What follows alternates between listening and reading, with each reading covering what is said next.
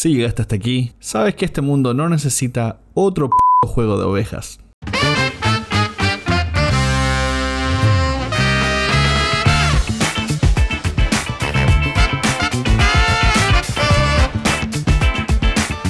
Sean todos bienvenidos a un nuevo episodio de Manual de Supervivencia Lúdica, su podcast de vivir, aquí disponible en todas las plataformas que a usted le gustan y desde ahora en YouTube, donde puede ver nuestros hermosos carachos.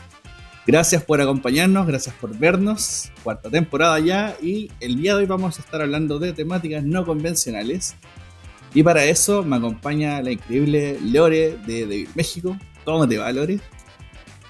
Hola, bien, ¿cómo están todos? Hace mucho que no salía por aquí. El regreso de Lore, she's back. Triunfalmente, ya más descansada, ya con mi alma y cuerpo, por fin. Ya pasando una exitosa mega, Ya. Lore, yo creo que ya te graduaste como titán. Ya quiero decirlo.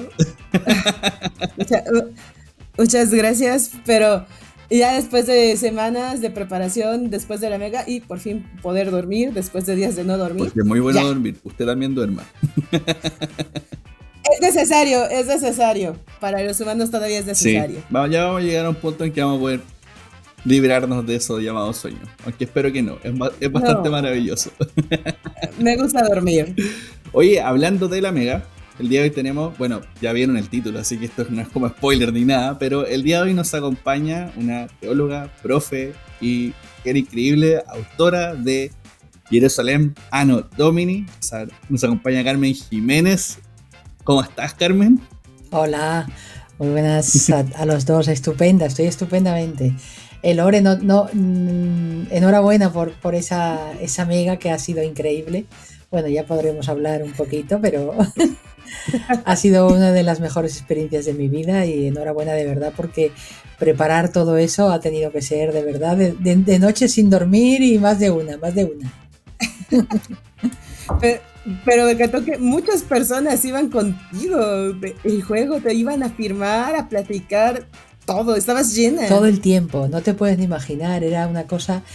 Podía salir poco de allí, bueno, yo quería estar allí todo el tiempo, pero quise salir a ver otros stands y a ver cómo era el juego mexicano y cada poco me paraban, ¿puedo hacerme una foto? ¿Puedo tal? Aparte ya de las firmas, ¿no? O sea, ha sido la verdad excelente, una acogida de lo más cariñoso que he tenido en mi vida, vamos. Qué maravilla. Sí. De hecho, eso mismo conversábamos también y nos parecía fantástico. De hecho, hasta te llegaron regalitos, cartitas. Sí, bueno, estos llaveritos también me regalaron, pero el último día que ya me tuve que emocionar y todo, os lo voy a enseñar, ya que estoy aquí. Por favor. Del canal Aventureros Lúdicos me llegó, no vinieron ellos, pero a través de una intermediaria me regalaron, a ver si se ve bien. Ay, perfecto. Oh. Esta soy yo y esta es la portada del Jerusalem del prototipo. El original. Esta es la del prototipo. Pero eso no es todo. Luego también me regalaron un mini yo. ¿Qué es este? No. Mira, pero es fans. que tiene todos los tiene todos los detalles. Esto es, con esta camiseta iba yo puesta el día que gané el prototipo de ese juego de mesa, el Meeple Factory en Granada, que es el premio que dieron. ¿ves? Maravilla. Mira cómo va. Entonces fue todo tan detallista, tan minucioso. Bueno, encantada, la verdad es que hasta me tuve que emocionar porque... Uy, perdón. No te preocupes. Voy a poner... Estamos grabando en vivo para que vean que sí grabamos esto está en en vivo. vivo, por supuesto. Voy a poner esto en silencio. Entonces, muy bien. Una experiencia muy mágica, muy maravillosa.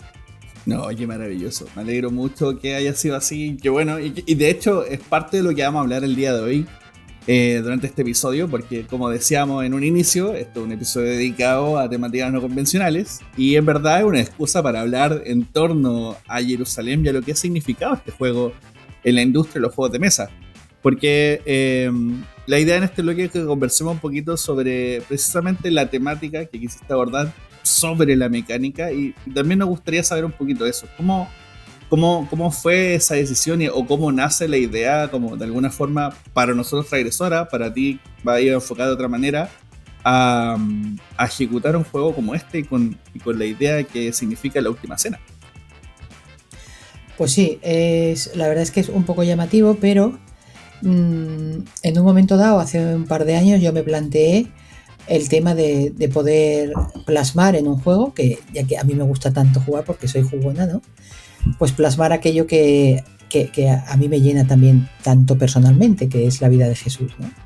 Claro. Y de pronto esto que tú dices, bueno, pues oye, es un reto, ¿no? Y en la vida los retos son muy estimulantes, ¿verdad? Entonces digo, pues voy a intentarlo, ¿no? Y bueno, y comencé, yo me parecía que el momento de la cena era fundamental, el poder reflejarlo, porque creo que es de los momentos más importantes de la vida de Jesús, ¿no? Pero aún así, parto de un hecho que si todos leemos el Evangelio, no está recogido como tal, que la última cena estaba llena de gente. Eso es algo que digamos que yo quiero representar porque es la idea que yo tengo, ¿no? Porque es claro, lo que vamos entendiendo al leer el Evangelio. O sea, el juego está lleno de muchos toques de la vida de Jesús, es evidente, y yo he querido además hacerlo de manera casi rigurosa, o sea, no salirme de aquello que yo creía que Jesús hizo en este mundo, ¿no? Y yo creo que esa última cena, o esa cena de jueves, Jesús lo hizo con todas aquellas personas que venían siguiéndole, que eran muchas. No los iba a dejar en la puerta, ¿no?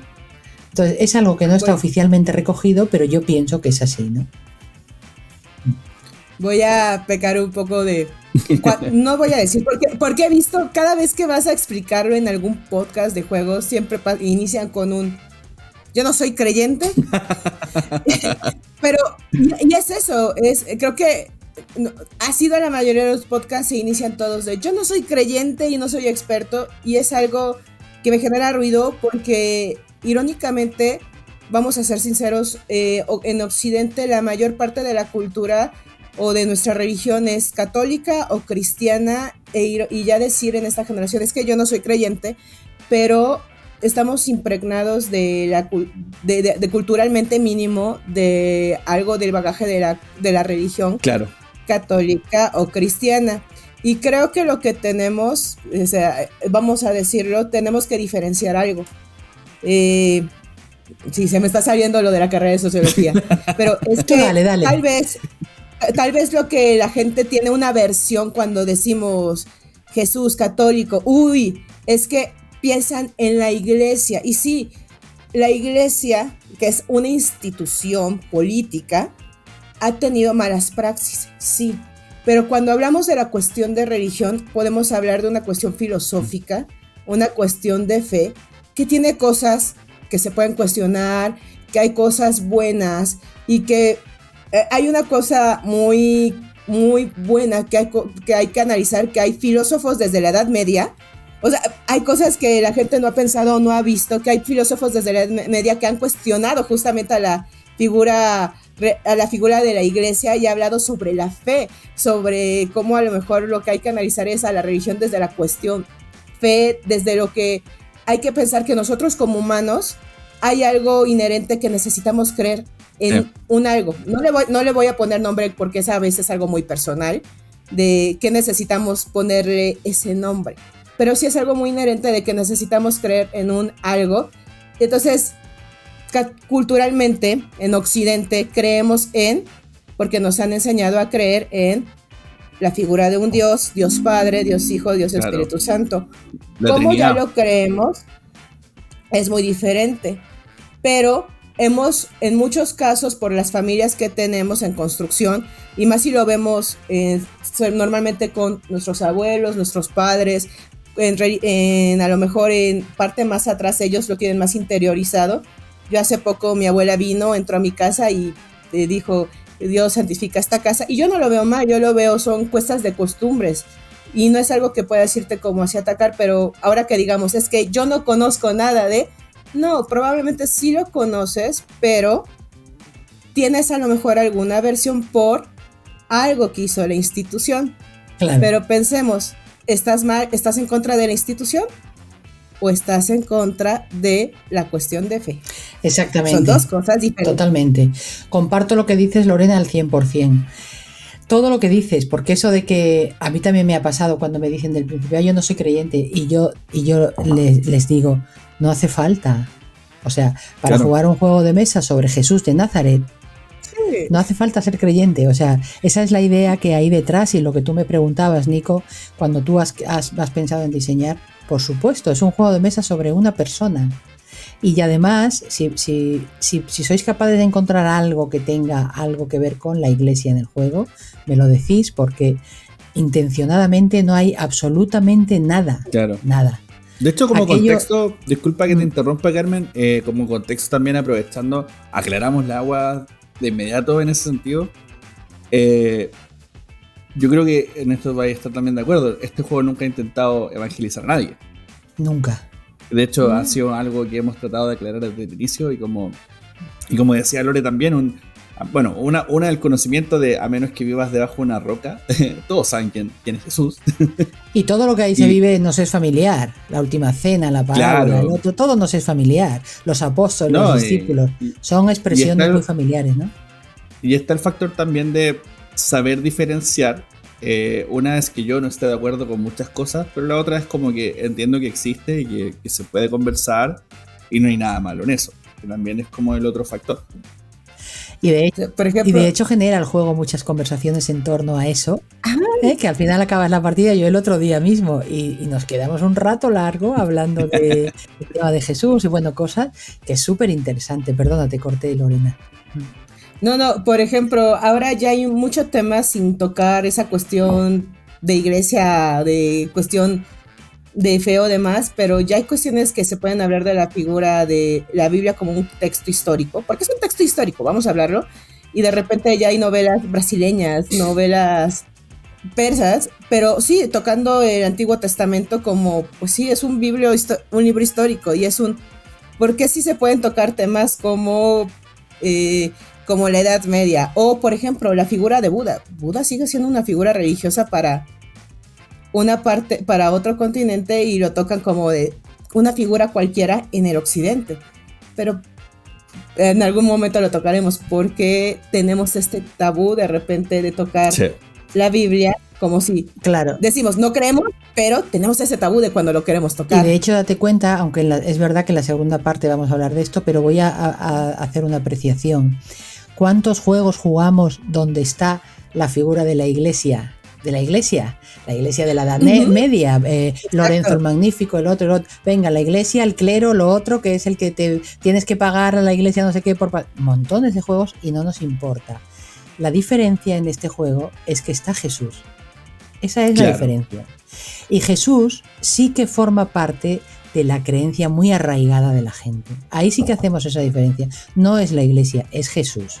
Por eso tenemos que tratar el tema con la delicadeza que se ha tratado. Porque estamos hablando de eso que tú hablabas, Lorena, que es la fe, de verdad, ¿no?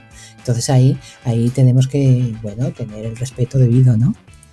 Oye, Carmen, y sobre lo mismo también me gustaría como conocer un poco, porque, hablábamos sobre la temática y la decisión finalmente de abordar este juego, y también tomando un poco lo que decía, de respetar la temática por sobre la mecánica, pero ¿cómo lleva a cabo tú la investigación de como decíamos, para como respetar la fe y asegurarnos de que el relato sea lo más fidedigno a la información que ya tenemos actualmente sobre cómo se desarrollaron las cosas? Y también lo mismo que tú decías, por ejemplo, de tu interpretación de qué es lo que parece ser más correcto, por ejemplo, que Jesús realmente invitó a todos a ser parte de esta escena. ¿Cómo lo ves? ¿Cómo desarrollaste este proceso?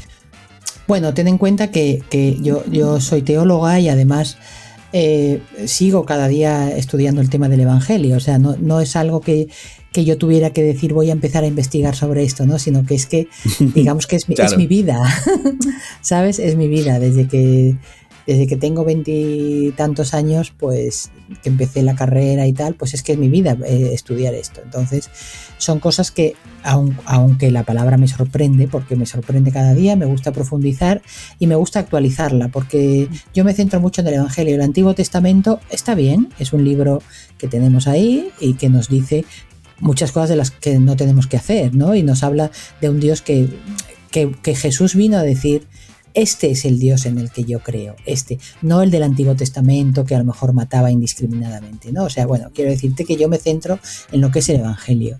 Y en eso es muy claro leer el Evangelio, pero no, a mí me gusta leer el Evangelio no con los intermediarios que la Iglesia nos ha puesto siempre, sino leerlo desde... Muy buena aclaración.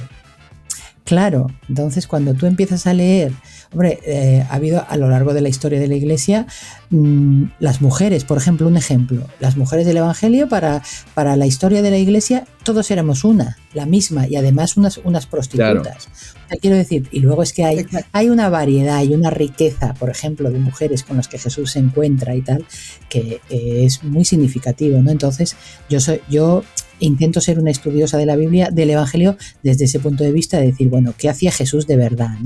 No qué es lo que me habían dicho a mí que hizo, ¿no? Y lo tienes ahí a mano, porque lo tenemos a mano, ¿no? Entonces esa ha sido mi fuente, en verdad, Yo he querido, las parábolas las tenía que poner sí o sí, porque para mí las parábolas reflejan la enseñanza de verdad que Jesús hizo en ese paso que tuvo, bueno, en su vida, y los encuentros que tenía con las personas, ¿no? Y luego reflejar un poco, pues, ese culmen que es esa cena, pero que recoge, pues, todo eso que había habido durante 3 años de camino con él, mucha gente que había sido curada, que simplemente quería estar, y de camino con él eran muchas mujeres, había hombres, pero muchas mujeres también. Es verdad que es muy difícil en la época en la que todo aquello se escribió, donde es una época muy machista y además una religión judía que también lo es, que hubiera relato. Hay que intuir más que muchas veces hay que intuir cosas que estaban pasando allí, ¿no? De hecho, sí, perdona porque yo empiezo a hablar de esto. Sí, no, está bien, me encanta. Pero quería agregar como un pequeño detalle, de hecho no es menor, porque lo que menciona es súper clave, porque recuerdo que estudiando cositas por aquí y por allá también leía un poco sobre algunos textos que hablaban sobre María Magdalena. Sí, te iba a hablar justo de eso ahora. Y todo este detalle de que, bueno, el debate eterno de que si era o no apóstol, si era la señora de Jesús, etcétera, la esposa. Y, por ejemplo, no sé, parte de estas investigaciones y de los relatos y de la investigación, precisamente tomando la teología con la investigación histórica per se, porque hay gente que puede decir, esto no es histórico. En estricto rigor lo es, porque si bien no hay tantas fuentes escritas fidedignas, pero sí hay harto relato. Y el relato se sigue considerando como parte de un hecho histórico. Entonces, basado en eso, la explicación que daban era como que Jesús tenía una forma de hablar hacia María Magdalena y que le decía mujer. Y según interpretaciones de la época y de cómo los hombres de ese sector y de la etnia, bla, bla, bla, se dirigían a una persona así estrictamente si era su esposa, por ejemplo.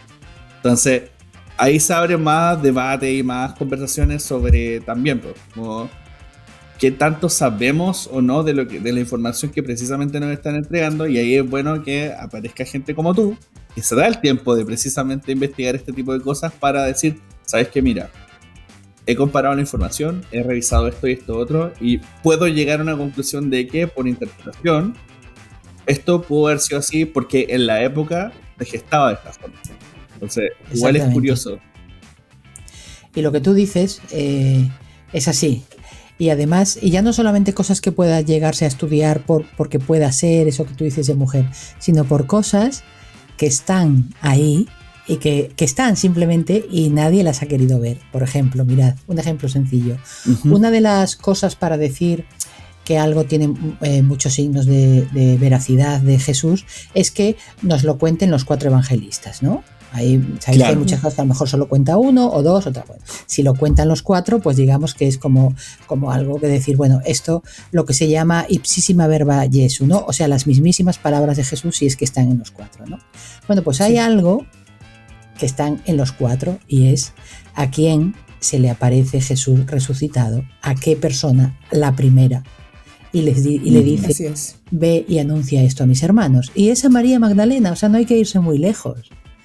Esa María Magdalena. En los 4, o sea, pero eso es algo que tampoco nos han contado. Siempre parece que Pedro era el apóstol tal. Bueno, pues a Pedro solo, Jesús no se le aparece resucitado nunca.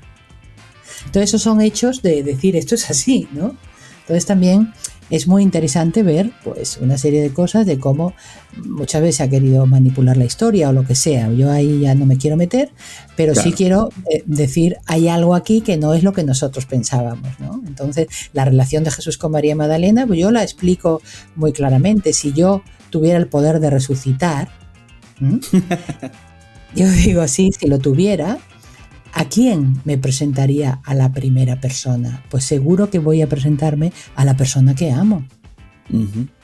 Y le diría, estoy aquí.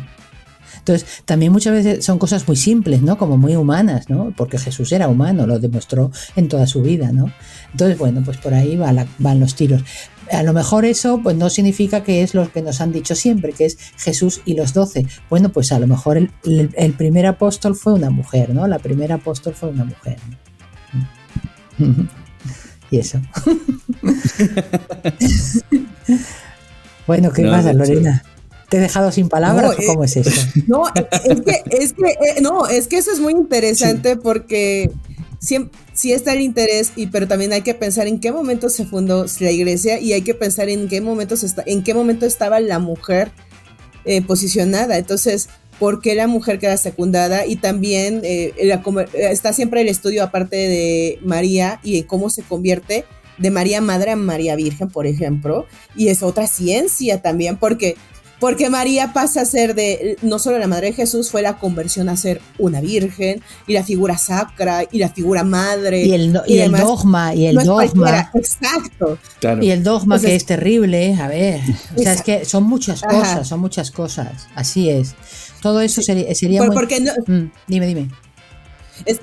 Porque no es, o sea, María Magdalena queda a un otro lado porque era la prostituta, pero que fue convertida, y la que va a ser más cercana a Jesús no debe ser cualquier mujer, va a ser su madre, pero no puede ser solo su madre, y no podemos decir que tuvo otros hijos, claro que no, va a ser alguien que no vamos a hablar si tuvo hijos o no, porque sería hablar que tuvo relaciones. ¿Cómo vamos a decir eso? No, vamos a decir que fue alguien que fue virgen, que fue concebido por el Espíritu Santo.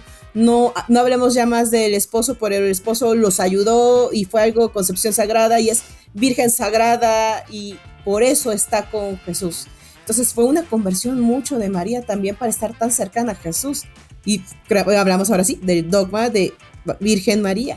Claro. Y es ahora la única mujer cercana a Jesús. La reflexión posterior de la Iglesia, de muchos siglos después de todo eso, bueno, el dogma de la Inmaculada, por ejemplo, es de 1870 y algo, o sea que es que no es de hace nada. Sí, pero bueno, pero que la reflexión posterior de la Iglesia de todo esto ya se llenó todo, y eso tuvo mucho que ver San Agustín, que a las mujeres nos fastidió un poco. Ya se llenó todo de esa cosa de todo lo sexual es malo y todo lo sexual lo encarnan las mujeres, ¿no? Entonces la Iglesia ese trauma lo trae arrastrando hasta ahora, ¿sabes? Entonces tenemos que empezar a ver con los ojos que Jesús miraba. Eso es muy importante, ¿no? No, y al final también es un mensaje que cambia de interpretación según la época en que se revisa. Y las conveniencias, como decíamos en un inicio, como un factor político, el relato también se manipula políticamente según las necesidades de cada sociedad, época, etc. Entonces, sí. Y aún así, dentro de la iglesia siempre ha habido muchos agitadores queriendo agitar a la iglesia. Mi favorito siempre es San Francisco de Asís. Hombre. Queriendo decirles...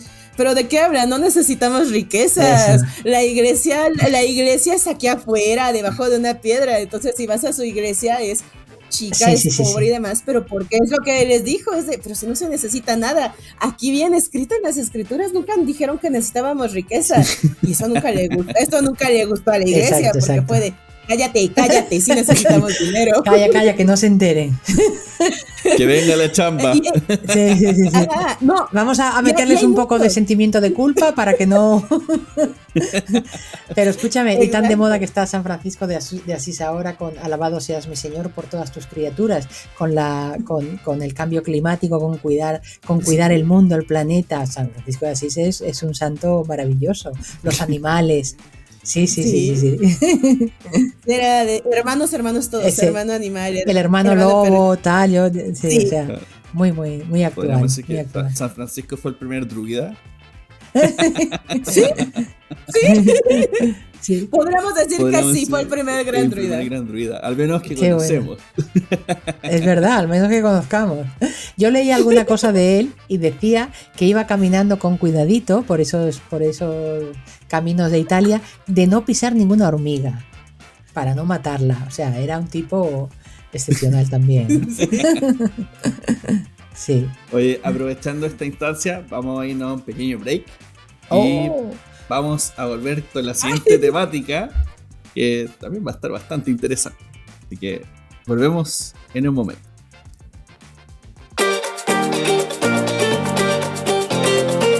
¿Tienes una ludoteca llena de juegos que ya jugaste hasta sacarles todo el jugo posible? ¿Envidias a aquellos que acaban de conocer Catán porque tú también quisieras volver a disfrutarlo como si fuese la primera vez? ¿O simplemente te gustaría vivir un nuevo desafío con tu juego favorito? Soy Simón Weber y te invito a conocer Expas, nuestro web show de juegos de mesa donde te presentamos todas esas expansiones que le darán una segunda vida a tu ludoteca y que tal vez ni siquiera sabías que existían.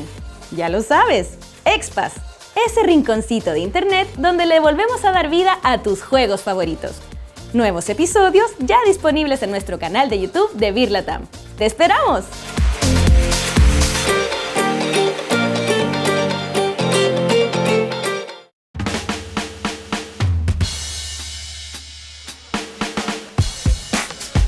Y estamos de vuelta con Manual de Supervivencia Lúdica, ya saben, disponible en nuestro canal de YouTube de Beer Latam Expas. Si usted quiere saber de alguna expansión, quiere conocer más sobre las expansiones de Catán, acompaña a Simón Weber, que le va a explicar de qué va cada una de sus expansiones para que usted también la incluya en su ludoteca. Y continuamos. Estaba emocionante la conversación.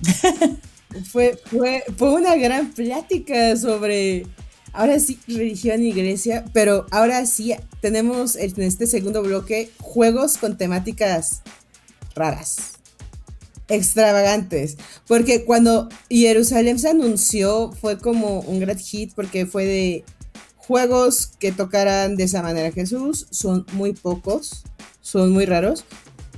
Entonces, de repente empezamos a hablar de qué juegos más hay con temáticas raras. Y cuando empecé una lista es muy raro, pero creo que, como hablamos, Jesús es tocar una cuestión de fe. Pero al parecer no tenemos miedo de tener juegos sobre muerte, asesinatos o la figura del demonio. Hay un montón de esto. De hecho, sin ir más lejos, o sea, hace poco fue Jerusalén y ahora estamos lanzando Pacto con el Diablo. Sí. Anda. Y es lo que hablábamos. Pacto con el Diablo, que es justamente el creador de Alquimistas, suena muy diabólico, pero realmente estamos hablando de un juego que es más con la iglesia, que es complacer las ansias del poder de la iglesia, y aquí hablamos de la figura de la iglesia. Claro. Eso. Y la figura Dido, que hablábamos en Edad Media. Claro, ahí está, ahí no da. Y ahí no da nada, ahí nadie tiene ningún reparo en jugar eso, ¿no? Nadie tiene reparo. No. Ajá. De hecho, y sabemos, ahí hablamos de que la iglesia puede llegar a caer corrupta y pues alguien hace pacto con el diablo, pero nadie debe de saberlo. Claro. De hecho, ante eso igual, a mí me gustaría saber, Carmen, ¿cuál es tu perspectiva respecto precisamente a ese como tabú selectivo de alguna manera que hay? Porque personalmente creo que, claro, como es más reciente, cuando así uno habla, no sé, de Buda, se siente como demasiado lejano porque aparte está en el otro lado, otra cultura, etc. Pero claro, efectivamente cuando hablamos de Jesús, como que el tabú se siente muy encima, muy de me está vigilando, o la religión la tengo muy encima porque mi abuela es muy devota, etc. ¿Cuál es tu perspectiva sobre eso? Como del tabú como tal y de por qué sientes que la gente siente esta resistencia a estas temáticas. Mira, bueno, primeramente yo respeto que la gente quiera o no jugar un juego. Quiero decirte, sea Jerusalén o sea lo que sea, ¿vale? Ahora, he notado en una minoría, que el prejuicio que han sentido algunas personas, decir, yo esto no lo toco ni con un palo, es más por la idea que antes también decía Lorena, de que identifican el juego con el tema iglesia, claramente. Porque luego cuando empiezan cualquiera y se tiene una conversación, como hemos tenido nosotros sobre Jesús, nos da igual ser creyentes o no creyentes, porque podemos hablar de ello con la misma naturalidad y cercanía de esa persona. ¿Os dais cuenta? Nosotros estamos aquí hablando los tres y no sabemos si somos creyentes o no. Simplemente estamos hablando de Jesús, de la figura de Jesús. Entonces, eso no, yo creo que la figura de Jesús no es rechazada por la gente que no quiere, que tiene ese tabú. No. Es más esa parte de iglesia, porque entiende que esto le puede llevar a eso, ¿no? A lo que era la iglesia y tal. Yo más bien... A tener que dar explicaciones. Me he encontrado, claro. Y luego sí que es verdad que a lo mejor alguna gente en la BGG que me ha escrito lo ha hecho en la línea de decir, porque yo planteo en mi juego que cuando Jesús se sienta ese Jueves Santo a cenar, él no sabía que iba a morir al día siguiente, ¿no? Yo planteo claro. Esto porque nos han dicho que Jesús era Dios, pero yo no me creo que Jesús estaba haciendo una obra de teatro y él sabía lo que le iba a pasar cada día. No me creo eso, sino que él era un ser humano y vivió lo que vivió. Vale. Entonces, ahí en esa línea sí que mucha gente me ha dicho, no acepto lo que dices de que Jesús no sabía que él iba a morir, no acepto lo que dices. O sea, a nivel más de teológico y tal, me ha escrito gente como pidiéndome explicaciones de por qué yo veía tal y cual, ¿vale? Que también lo respeto, pero que son como dos líneas dentro también de los creyentes, ¿sabes? Y ahí, bueno, pues puede haber también tabúes de enfrentarse a eso cuando no creen que eso era así, ¿no? Eso vale, es respetable, ¿sabes? Yo lo que me ayudó un poco al momento de explicar, y con todo respeto, Carmen, tal vez una explicación muy superficial para personas que a lo mejor tenían esa resistencia, fue de, les voy a explicar. Jesús fue en esos tiempos como si fuera el más grande influencer llegando a Jerusalén, imagínense. Fíjate. Entonces está haciendo la más grande fiesta y todo el mundo quiere ir porque es Jerusalén, es Jesús con sus 12 apóstoles. Entonces todo el mundo quiere entrar a esta gran fiesta. Todo el mundo. Así es la explicación que doy. Entonces toda la gente que viene siguiendo son sus fans, quieren entrar a esta fiesta, a esta gran fiesta, y cómo le vamos a hacer. Esa es la primera explicación y la gente es como pues sí, sí es cierto, tienes toda la razón. Claro. No sabes, Jesús es la más gran fiesta, todo el mundo quiere entrar, es un gran influencer, y entonces es como, sí es cierto, muchas gracias, estoy entendiendo. Y fue la primera víctima de la cultura, es la cancelación. Sí. Y te digo una cosa, y yo creo que hoy por hoy sigue siendo el mayor influencer de la historia. Así es. Porque seguidores tiene el que más. Oye, y los libres se venden como pan caliente. Totalmente. O sea que mira, ahí lo tenemos, ¿no? Sí, muy bien. Y seguimos hablando de él. Mira. Sí, claro. Sí, y hay gente que a lo mejor tenía resistencia del tema y ya cuando se le explica así es como de, tienes razón, y pues obviamente como es un gran influencer, la gente quiere estar más cerca de él porque se quiere pues tomar fotos, acercarse. Tienes toda la razón, ya estoy entendiendo. Muchas gracias. Y ya de ahí va todo el tema y ya estoy entendiendo, ya entendí, y ya va el tema, y ya bueno, ahora vamos a explicar con lo que pasa. Claro. Y después es que no sabe, es decir, y es lo que yo digo, es que no sabes qué va a ser la última cena. Tú lo sabes porque estos son spoilers. Totalmente. Te voy a decir, claro. Spoiler, va a ser la última cena. Sí. Claro, pero él no lo sabía. Hombre, él podía intuir que su forma de vida le iba a llevar a la muerte, eso sí, pero que no sabía que mañana me toca esto y pasado lo otro, no, y tampoco la forma en la que iba a ocurrir, tampoco. O sea, no, ni la forma, ni nada. No, nada. Ya, puede estar la discusión de a lo mejor sí, a lo mejor no, porque sí está lo de Judas, pero eso ya es una discusión, pero para más tarde. Claro, eso es ya eso es para echar un Jerusalén y luego tomarte una copita y empezar a hablar de cositas así, tal y cual, ¿no? Tal cual. Eso es. Sí, de hecho igual me genera como la curiosidad también sobre el tema, porque yo creo que también un poco la resistencia va de la mano también como con lo pomposo y como lo ceremonioso que se presenta el tema siempre, como es que lo tenemos que tomar con pinzas, porque es que de la típica discusión, acá se da mucho en Chile y me imagino en muchas otras partes, como de en la mesa no se conversa de política ni de religión y bla bla bla. Entonces aquí sí. No, es como un dicho, porque igual lo hacemos.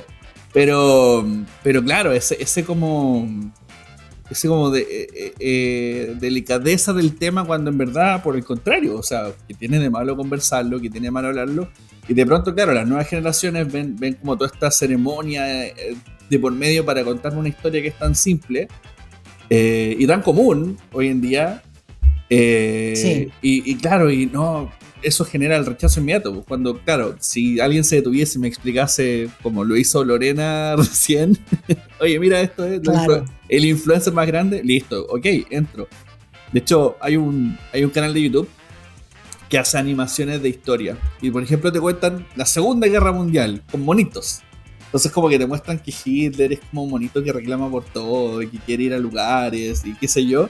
Entonces, claro, si yo le explicase, no, es que él burló un tratado y para callado hizo. No. En cambio, si te lo explico de forma más dinámica, más bonita, con monitos y colores, claro, me engancho más y por favor cuéntame la siguiente historia. Entonces, Claro. de pronto, tal vez tiene muy mala publicidad el relato bíblico. Puede ser, puede que sí. También a lo mejor no está muy bien contado, ¿no? Hay que aprender hay que normalizar lo que tú dices, hay que normalizar el poder hablar de Jesús en Claro. tranquilamente. Hombre, Lorena, más difícil sería explicar la primera parte. Me refiero a, imagínate hacer un juego de la primera parte que sería el nacimiento, ¿no?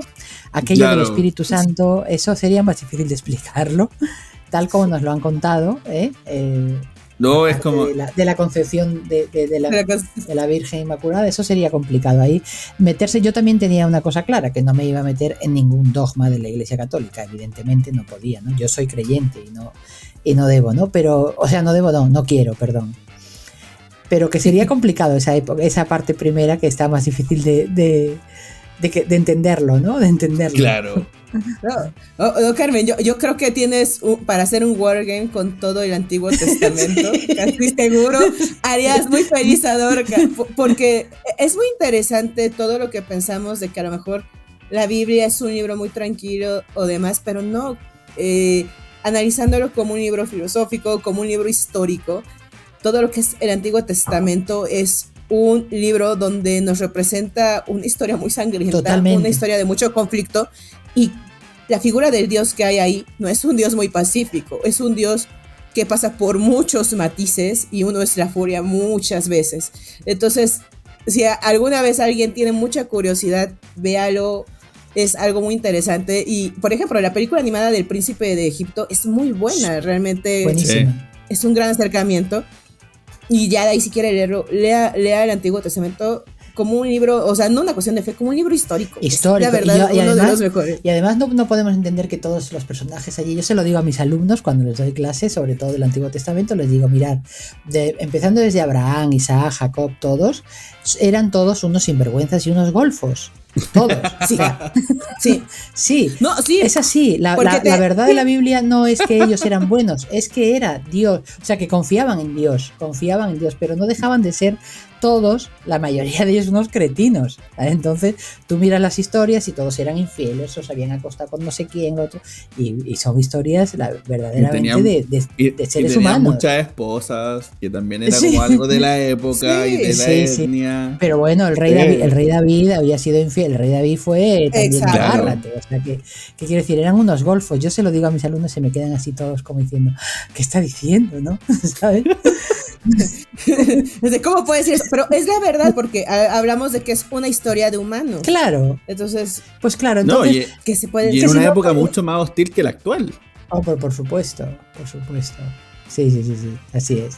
Y si no, ¿por qué yo quiero recibir la salvación? Pues porque no hago bien las cosas, básicamente. Si fuera perfecta, pues no. Pues así a lo largo de toda la historia, ¿no? De la humanidad.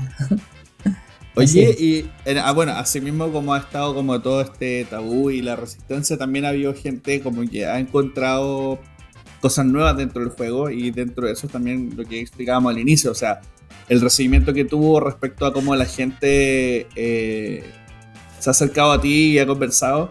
Y me gustaría también profundizar un poquito más en eso. Me imagino que tú también te has encontrado con muchas historias de gente que se ha acercado a ti gracias al juego. Sí, ¿nos podrías contar alguna anécdota sobre eso? ¿O alguna puedo contar historia muchas, Sí, os puedo contar muchas. Y aquí pasamos a la parte, digamos, mejor del juego. Porque en verdad el juego es un juego y no deja de ser una cosa que jugamos para divertirnos, ¿no? Pero es cierto que el tema traspasa un poquito. Entonces, sobre todo, y en México he tenido experiencia de eso con más de una y de dos, de personas que se han acercado a mí a decirme, mira, este juego me ayuda. Una persona concreta que me dijo, a mi hijo lo mataron y yo caí en una depresión y mi madre vino un día y me regaló este juego y me puse a jugarlo y tal y a leer y tal y he salido en parte gracias a él. Yo de verdad que no podía nada más que emocionarme, wow, que se me cayeran las lágrimas, porque es como que el juego va más allá de sí, porque al final la figura de Jesús es para todos, o sea, es que es así, ¿no? Y da igual que esté en un juego que en otra parte nosotros lo estamos pasando bien y a otros les está haciendo bien. Entonces he tenido esa experiencia, además de, no esa, que esa ha sido como la más fuerte, digamos, pero gente que me ha contado historias así, muchas. Y luego, algo que también me llamó mucho la atención, que se acercaban en México, se acercaron 2 o 3 parejas que eran gays. Y entonces me decían, nos encanta este juego y en nuestra comunidad nos encanta porque es como decir, Jesús acoge a todos a su mesa siempre, ¿no? Es, no sé cómo, digo, evidentemente también está hecho para eso, ¿no? Para decir, oye, no podemos cerrar las puertas absolutamente a nadie. Y entonces hubo un grupo de gente que se acercó un día y vino al otro y tal, y me encantó porque, bueno, pues justamente para eso también está, ¿no? Para que nos sintamos todos bien y para decir, oye, que Jesús es verdad, que es así, ¿no? Nos acoge a todos, ¿no? Entonces, me encanta la pregunta que me haces, Nico, porque es lo que más me llena, en verdad, el juego. Que la gente se divierta y que si hay alguien que va un poquito más allá, oye, pues bendito sea Dios. Es que no puedo pedir más. Una maravilla. Sí. Sí, no, de hecho, claro, la experiencia, como decíamos, finalmente el relato o te puede generar una resistencia o bien te puede llegar en un momento clave, porque finalmente, y lo comentábamos también, era la Biblia y el Evangelio en general son relatos y va a depender de quién los lea y cómo los interpreta, y a ti te puede llegar en un momento preciso donde esa historia en particular te marca y te puede ayudar de alguna manera. No significa que termines siendo creyente ni que te conviertas, sino que simplemente eran las palabras que necesitabas escuchar en el momento en que necesitabas escuchar. Exacto. Y digamos que sobre todo para estas personas que se acercan de la comunidad, sobre todo es saber que este juego no es de ninguna manera excluyente, que ellos se pueden divertir, que no hay algo que los haga sentirse fuera, sino puedo jugarlo y no es un juego que de ninguna manera me haga sentir incómodo juego. Porque tienen muchas experiencias en ese sentido, sí. Que pueden haber juegos que los hagan sentir incómodos o demás, o comunidades, o tienen la experiencia con la iglesia, pero dicen, no, en este juego no hay de ninguna manera, y puedo sentirme bien, y exacto, puedo analizarlo, y puedo tener esa conciliación con esta parte de la religión que nunca tuvo que apartarme. Exactamente, Lorena. Sí. Y luego está también la otra parte. Hay gente que me ha dicho, mira, Carmen, cuando he terminado de jugar he tenido que ir a internet a buscar qué era el Sanedrín porque me estaba generando la curiosidad. Oye, ¿y esto qué era? ¿Y cómo condenaron a muerte? O sea, que es genial, ¿no? La parte esa más cultural de decir, te lleva a estudiar eso, a buscar cosas, ¿no? Y me ha encantado también, ¿sabes? Sí. De hecho, a mí honestamente me pasó. O sea, yo sabía la parte de Poncio Pilato y todo, pero claro, el Sanedrín. Se llamaba así. Perfecto. Ese consejo de sumo sacerdote, exacto, ¿no? Que fue el primer juicio que tuvo Jesús, el religioso. Luego llegó el político. Porque eso también yo lo pongo en el reglamento, ¿no? El Sanedrín, los judíos no tenían la potestad de condenar a muerte. Tenían que intentar, o sea, condenar a muerte, pero lo tenían que refrendar el juicio político, ¿no? Que era Pilato. Claro. El gobernador. Entonces, bien, está bien, muy chulo. Sí. Pero, Carmen, y hablando, tu juego sale fuera de lo común, pero ¿qué otros juegos conoces que salgan fuera de lo común? Es verdad, vamos a centrar el tema, que no solamente sea Jerusalén. No, nos te encanta el tema de Jerusalén. Sí. Pues, pero también nos gusta dar recomendaciones a todos los que nos escuchan, y Jerusalén es nuestra recomendación estelar. pero si ya lo jugaron, ¿qué otro juego, digamos? Porque Pacto con el Diablo creo que es un juego que ya recomendamos ahorita. Sí. Que si quieren jugar la otra parte de la iglesia. Exacto. Y roles ocultos. Pero ¿qué otro juego recomendarías que salga fuera de lo común? Así de temas... Fuera de lo que tú digas, son temas que casi no se ven en ludotecas. Bueno, tengo que recurrir otra vez a Debir, Lorena, si quieres que te diga la verdad, porque el tema, el juego último que ha sacado sobre el circo, pues es un tema que tampoco lo veo en ninguna ludoteca, ¿no? El tema del circo, que es muy chulo, ¿no? Quitando ovejas, el Three Ring Circus, pues la verdad que, por cierto, lo he recibido hoy, me lo han mandado Debir. También es un tema así bastante peculiar, ¿verdad? Pero bueno, así por pensar de temas delicados o... Bueno, temas delicados. Mira, yo tengo mi top 1 es Mombasa, por ejemplo, ¿no? Mombasa. Que el tema, pues es un tema delicado, porque es el tema del colonialismo africano. No sé si habéis jugado cuando África es por los diamantes y tal. Bueno, total, que ahora se ha reimplementado ese juego y es Sky Mines, ¿no? Sabéis, ¿no? ¿Ha llegado eso a Chile? Sí, vale. Pues eso es un tema delicado, por ejemplo, pero no en la misma línea del Jerusalén. Entiendo yo que no lo sé. No lo sé. No, está... Pero puede ser. Hay, en factores como, claro, sociales o políticos, claro, como que es más ignorable porque hay gente que cuando ve esos temas lo ignora. Versus que un tema político, como que igual la gente, aunque no sepa, igual quiere hablar de ello y quiere opinar. Que es como la diferencia que al menos acá se interpreta un poco sobre eso. Y además ahora, hombre, antes a lo mejor se hacía juegos de cualquier cosa y había una manga bastante más ancha. Ahora es verdad que hay que, bueno, pues hay que tener un poquito de consideración por las cosas, ¿no? Que conocemos y no vamos a hacer daño gratuitamente, ¿no? Entonces, antes a lo mejor sí que se podía, no sé, hacer un juego de cualquier cosa. Mira, de egipcios anda que no hay juegos. No olvides. O pues, temática japonesa. No. O temática japonesa. Sí. Esos egipcios, montón. Sí. Tú, Nico, ¿cuál se te ocurre? Es que yo soy un poquito más abierto y no siento que hayan como temáticas que sean, no sé, como que algo que te detenga a jugar. No, o sea... Claro. Porque en general, claro, o sea, para mí creo que Jerusalén ha sido uno de los que más ha resaltado más que nada, pero de nuevo, tengo un background cristiano detrás, aunque actualmente no sea como seguidor de ningún tipo de religión, pero claro, eso es como lo que más me llamó la atención, pero no porque a mí me generara algo, sino que precisamente mi preocupación nacía de, yo sé que esto a la comunidad no le va a gustar, o le va a generar algo. Que de hecho fue una de mis principales preocupaciones cuando por primera vez me dicen, oye, vamos a hacer un juego de Jesús. Y yo como... Y había que conversar sobre la campaña, de cuándo se iba a lanzar y todo eso. Entonces, claro, te genera como esa inquietud de cara al público final de las comunidades. No es que lo vayan a odiar, pero sí yo sé que hay muchos cristianos o fanáticos religiosos o seguidores, o como prefiera llamarse, en qué estado usted de su creencia, de que, claro, le van a encontrar algún reparo. Esto obviamente dentro de la ignorancia de que yo en ese momento no sabía el detalle del juego ni lo había jugado todavía. Después, cuando ya lo fuimos conociendo, y ya tuvimos la oportunidad de ver las partidas, de leer el manual, además de ver el hermoso arte que tiene el juego, y fue como, oye, pero esto está increíble y esto puede funcionar y esto tal vez como que no va a ser un problema, y por suerte no lo fue. Por suerte la gente lo recibió bien y tuvo la altura de mira necesaria, que dijo, bien, puedo volver a confiar en la humanidad. Bueno. Entonces, por ese lado, claro, porque otros temas, claro, son políticos.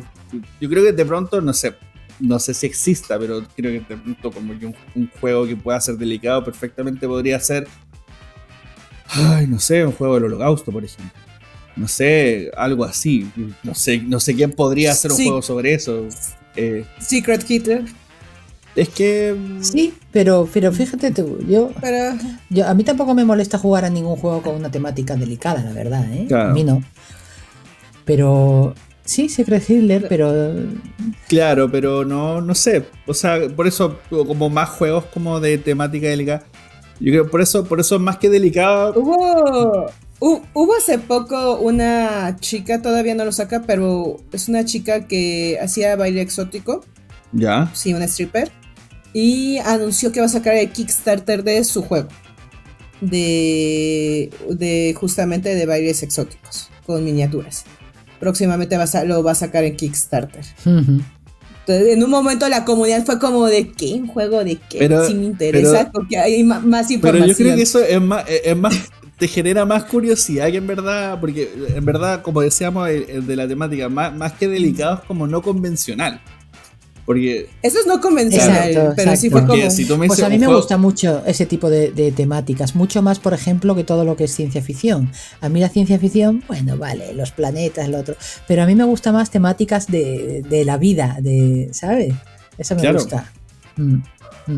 Que existan, por lo menos que existan. Ajá, ahorita que hablas justamente de ciencia ficción, Cryptozoic, lo que tienes como sacaron en Kickstarter toda una saga, que son juegos como de temáticas de los 80s, que son... El primero que sacaron justamente se llama Let's Summon Demons, Invoquemos Demonios, y son como artes de los 80s, como si fueran películas, y son juegos de cartitas como rápidos, como si se jugara un Catán. Ajá. Y es como de... Tenemos cartas de niños y demás, y están invocando, y invocas un demonio, o sea, son 3 cartas de demonios. Pero es una saga. Porque el siguiente juego que tienes es Let's Die of a Treasure, que están ahora esos niños, pero ahora en un cementerio, también de cartas. Y el siguiente que tienen se llama Don't Talk to Strangers, que ahora es de extraterrestres, pero llegando a la ciudad. Entonces es como tipo temática de los dibujitos como de los 80s, pero cada una de las cajas y es como de... más o menos perturbador, o las personas que les gustaron como esas películas tipos de los 80. Sí. Claro. Cada uno es diferente. De no pronto, lo normal, pero se va a por ejemplo, un juego que aplica como ahora, se me viene a la mente ahora, no delicado, o sea, es delicado. Y no convencional podría ser Alice's Missing, pero eso es rol.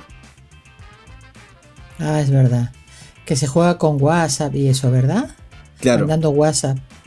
Sí, que puedes como intercambiar mensajes y finalmente la historia de una niña que se pierde y nosotros somos el grupo de amigos y tenemos que averiguar qué pasó finalmente y hay múltiples finales. No voy a spoilearlo por si usted no lo ha jugado para que lo descubra por su cuenta, pero creo que de pronto eso podría ser un juego como de temática no convencional, porque también yo creo que la gracia de las temáticas no convencionales, más allá de ser no convencionales, es como precisamente como el coraje o la valentía que tenga el autor de decir, sabes que ya, me voy a arriesgar y voy a lanzar este tema y veamos qué tal. Como decía, conversábamos antes de grabar con Carmen también, pues precisamente Jerusalén, en tu caso era el factor de que tus aspiraciones eran como a la comunidad y finalmente igual terminó escalando. Sí, sí. Por ejemplo... he escuchado cómo comentaste siempre de que tú dijiste el tema es el tema y muchas veces te propusieron tu juego es muy bueno, pero si cambias el tema y tú nunca quisiste cambiarlo. Nunca lo quise, porque ya desvirtuaba también mi propia idea, ¿no? Yo soñaba con que eso se podía hacer y bueno, y se logró, fíjate, se logró. Pero eso, a la primera persona que se lo dije me dijo, tú estás loca, Carmen, tú estás loca. O sea, esto no se va a vender en la vida. ¿Sabes? La resistencia. Le dije, déjame pensarlo. Y al otro día le dije, mira, el tema es el tema. Ya está. Y me alegra mucho porque ha habido casos, tuve un chico por acá en México, o sea, tiene un juego que la temática era justamente de Moisés y la inundación. Y su juego estaba era muy padre porque era el arca y era ir acomodando a los animales, ajá, como tipo Wongo o demás. Ah, sí. Pero cuando una editorial de México se le acercó, le dijeron, es que el tema es muy controversial. Entonces le pidieron, y sí terminó accediendo a cambiar el tema, porque dijeron, es que el tema es muy complicado, el tema religioso, si nos escucha Salvador, pero sí, esa fue su historia. Estuvo en un concurso de juegos de mesa, quedó en segundo o tercer lugar, porque el juego es muy bueno. Se llama Antes del Diluvio, porque iba temático, y no era malo el juego, pero le dijeron, oye, es que el tema, volvemos, cuando hay esa temática y cuando a lo mejor el tabú no es tanto cuestión de quién hace el juego, es el tabú más a lo mejor. Claro. Ya parte de, no solo de la editorial o de la persona que lo está viendo y piensa, ¿qué van a pensar los que lo compren? Y a lo mejor los que lo compren no van a pensar nada, van a pensar, es que el juego está muy bueno, es que a lo mejor sí tiene razón. Y es que a lo mejor hay mucha gente que lo compra por el tema. De hecho. Exacto. Es que claro, yo un juego del Arca de Noé lo compraría, quizá, ¿no? Si además acompaña que el juego es bueno, claro, tranquilamente, ¿no? No, y también va un factor que, bueno, pasa en todas las líneas del arte. O sea, primero está las empresas que no tienen visión, o editorial, o lo que sea, según el rubro, pero está primero esa empresa que no tiene visión y se limita a que, no, es que esto nos va a ser un problema, en vez de mirar primero las oportunidades que puede generar. Y en el otro factor, que por ejemplo a mí me gusta más el cine, por ejemplo, y que uno lo ve mucho en relatos de directores famosos, por ejemplo, que dicen, yo tenía esta idea de película y tuve que pelear con Pedro, Juan y Diego para poder seguir haciendo esta película y que tuviese estos diálogos y ocurriera de esta manera que yo quería que ocurriera. Entonces también va un poco en la determinación del autor, en decir, esta es mi obra y mi obra o me la publican ustedes o alguien me la va a publicar o la termino publicando yo solo, pero no voy a ceder porque sé que es una buena idea. Entonces, sí. Y eso que yo tengo que decir, que a mí me acompañó siempre David Esbrí. Quiero decirte que David siempre creyó en que el tema del juego había que publicarlo tal cual, ¿no? O sea que ahí también hay que darle un aplauso a la editorial que se arriesgó, quiso arriesgarse, ¿no? Es verdad, no podemos decir otra cosa. Y lo hizo, desde mi punto de vista, muy bien. Muy bien. Un abracito a David si no está escuchando. Sí. Nos escuchará en algún momento. A lo mejor ahora no, pero en algún momento seguro. Sí, no, eso pasa mucho. Yo me acuerdo perfectamente las conversaciones que tenía en un relato, en una entrevista que hacía Tarantino, por ejemplo, sobre Pulp Fiction. Y como cuando la fue a presentar a Miramax y en ese tiempo el funado de Weinstein, que dijo, no, esta idea no puede ser, no renuncia a esto, cámbialo, que es muy violento. Y a lo que Tarantino viene y le dice, no, es que ese es el tipo de película. Y tiene que pasar esto porque ese es el relato, o sea, no hay otro. Uh-huh. No, es que no puede ser así. Es que entonces, sorry, pero no lo voy a cambiar. Entonces, claro, vayan a hacerse otra película que tiene lo que tú quieres, pero yo estoy haciendo esto. En el fondo te digo, yo pensé que había mucha gente que le gustaba jugar y que quería jugar un juego de Jesús. O sea, lo vi desde la parte de que dentro de cada uno seguro que les gustaba jugar algo de Jesús de Nazaret.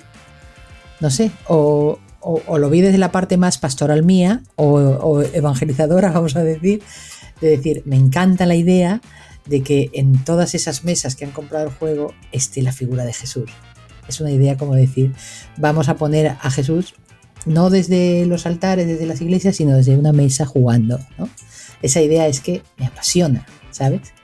Entonces, desde ahí decía, me parece muy bien, no puedo cambiar el tema, ¿no? Que la comunidad... No. Sí. Oye, con esto yo creo que vamos a ir cerrando. Lore, ¿tienes algo más que agregar? Creo que fue una gran plática, una gran plática muy filosófica, la verdad. Sí, está bien, Lore. Oye. Los juegos tienen mucha parte filosófica para quien no lo crea. Por supuesto. Es cierto. Sí, hombre, es un proceso de diseño y de creación, y en todo proceso de creación pues hay mucha parte humana y mucha parte de emoción en todo, ¿no? O sea que es así. O sea, yo creo que igual también, precisamente a la hora de diseñar un juego, estos debates tienen que ocurrir. O sea, es parte de la línea editorial de hasta dónde cuento, independiente del tema, hasta dónde cuento y hasta dónde me reservo. O sea, también no es menor. Y malo sería también que al final acabáramos como sacando juegos como churros y el marketing todo fuera comercial y eso. Malo sería. O sea, es muy bueno esto que tiene todavía la industria de los juegos de mesa, ¿no? Que hay mucho de todo esto que hemos vivido hoy en esta hora, ¿no? Yo creo que eso también es lo bueno de todo, ¿no? Que hay personas detrás y no es todo pum, pum, pum, pum, una cadena, ¿no? Está muy bien. Que se siga haciendo a conciencia. Eso. Tal cual. Oye, Carmen, de verdad, muchísimas gracias por acompañarnos en este episodio de Manual de Supervivencia Lúdica. Pero antes de despedirte, nos gustaría saber que le preguntamos en general a los invitados en qué están y si quieren promover algún proyecto, alguna idea, algo, este es el espacio para que lo hagan. Cuéntanos, Carmen, en qué está ahora y si hay algo que quieras promover. Bueno, no, por promover no, pero deciros que sí que estoy en la fase última de un nuevo juego que tengo. Sí. Bueno, en la fase última de creación, nada más todavía. Y bueno, y espero que tenga buen recorrido porque me gusta mucho. Eso, y ya está. Y también os digo que mi mente está pensando en otra cosa también ya. Eso. O sea, ya queremos verlos. Ahí estamos. Oye, esto así solamente por curiosidad, mini spoiler. ¿Temática? Mira, voy a decirte, que está ya así tal, no es temática religiosa. Ya. No lo es, ¿vale? Ahí tienes tu spoiler. Ahora, lo que tengo en la mente, ya, dando ahí de esto que ya no puedo y ya todo es pensar en eso, sí es temática religiosa. Buenísimo. ¿Por qué? Porque seguí el consejo de un amigo mío, que es David Esbrí, que me dijo, Carmen, si vas a seguir creando juegos, diseñando juegos, no los hagas todos de la misma temática. Digamos que demuestra que eres capaz de hacer algo de un tema que tú no seas tan conocedora, sino de otro tema. Digamos que conságrate un poco o ya certifica que haces juegos y ya luego vuelves si quieres como te dé la gana hacer lo que tú quieres. Y entonces le he hecho caso. Dicho y hecho. Queremos verlos. Vamos a ver con qué nos sorprende Carmen en el futuro. Bueno, nosotros felices de jugar lo que sea que estrenen, ahí vamos a estar siempre acompañando. Muchas Lore, gracias. Muchas gracias por ser parte de este episodio. Carmen, gracias por aceptar nuestra invitación y por esta increíble conversación. A vosotros. Y a todos quienes nos escuchan, recuerden que estamos disponibles en Apple Podcast, Spotify, Google Podcast, Spreaker y ahora desde YouTube. Así que esta conversación, si escucharon en algún momento un mira o está mostrando esto, hay un video y está disponible en el canal de YouTube de David Latam para que puedan ver este episodio como video. Y nada, sigan escuchándonos. Nuevamente, gracias por acompañarnos y nos estamos escuchando en un próximo episodio. Adiós. Adiós.